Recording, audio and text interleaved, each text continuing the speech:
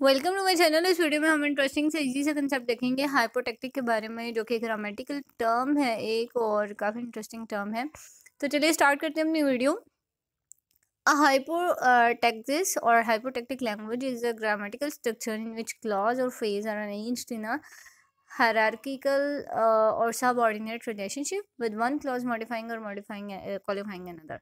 क्या मतलब हुआ कि इट्स मीन दैट कि आप हाइपोटेक्टिक लैंग्वेज वो लैंग्वेज होती है और ग्रामर का वो स्ट्रक्चर होता है जहाँ पे एक हायरार्की होती है, राइट।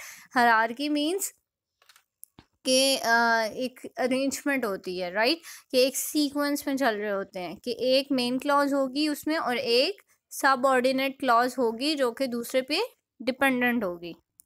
यानी कि इसमें एक मेन क्लॉज होगी जो कि अपना सेंटेंस जो है, मीनिंग जो है वो कन्वे कर रही है, राइट। बट दूसरी जो क्लॉज है वो उस पर डिपेंडेंट है। Why? Because to convey its complete meaning वो उस पर डिपेंडेंट है। अब फॉर एग्जाम्पल हम देखते हैं यहाँ पे the sentence is, after I finish my work I will go to the gym but only if I have time।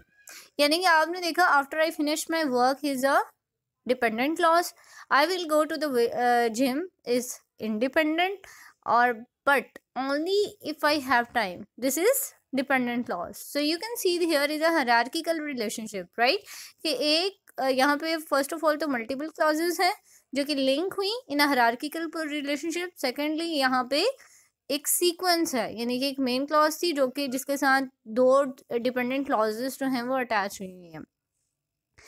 सो ये था एक इंटरेस्टिंग सा कंसेप्ट। आपका कोई इससे रिगार्डिंग क्वेश्चन है या कुछ भी शेयर करना चाहते हैं मुझे कमेंट सेक्शन में बताएं। अपना और अपने प्यारों का बहुत सा ख्याल रखिएगा। मिलते हैं नेक्स्ट वीडियो में।